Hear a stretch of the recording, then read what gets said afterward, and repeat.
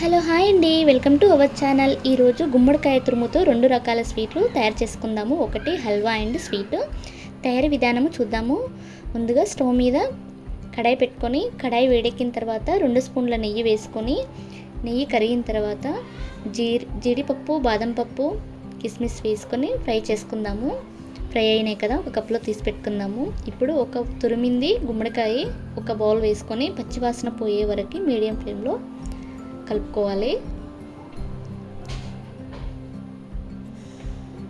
చూసారు కదా, ఈ విధంగా అయిన తర్వాత ఇప్పుడు 1 లేదా 2 ఇలాచీలు వేసి కలుపుకోవాలి. గోరువెచ్చని పాలు 1/2 గ్లాస్ తీసుకున్నాను. 2-3 నిమిషాల తర్వాత నెయ్యి వేసుకొని, 1 స్పూను నెయ్యి అయితే మధ్య మధ్యలో యాడ్ చేస్తూ ఉండాలి. నేనైతే బెల్లం తీసుకున్నాను, తీపికి సరిపడా.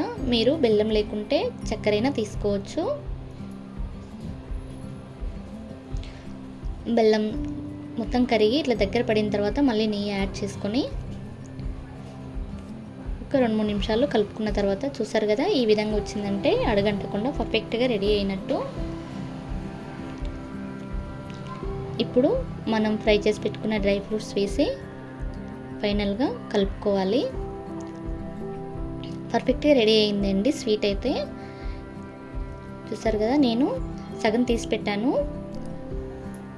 స్వీట్ అయితే రెడీ అయింది. హల్వా కోసము సగం ఉంచాను. ఇప్పుడు మొక్కజొన్న పిండి, అదేనండి కార్న్ఫ్లోర్ 1 స్పూన్ తీసుకొని గోరువెచ్చని నీటిలో, చూసారుగా నీరు కూడా ఒక 3 స్పూన్లు ఉంటే సరిపోతుంది 1 స్పూన్ కార్న్ఫ్లోర్కి. ఇటువంటి ఉండలు లేకుండా లో ఫ్లేమ్లో పెట్టి కలుపుకోవాలి. మనకు నెయ్యి తక్కువైనట్టు అనిపిస్తే 1/2 టీ స్పూన్ యాడ్ చేసుకొని కలుపుకోవచ్చు. చూసారు కదండి, ఇప్పుడు మనకు హల్వా కూడా చక్కగా రెడీ అయిపోయింది. షేప్ కోసము ఒక బౌల్ తీసుకొని ఆయిల్ లేదంటే నెయ్యి వేసి గ్రీస్ చేసి చల్లారిన తర్వాత మనకు షేప్ వచ్చేస్తుంది. అంతే అండి. మీకు నచ్చిందా? ట్రై చేస్తారు కదా. Please like and share, subscribe my channel. Thank you. Bye bye.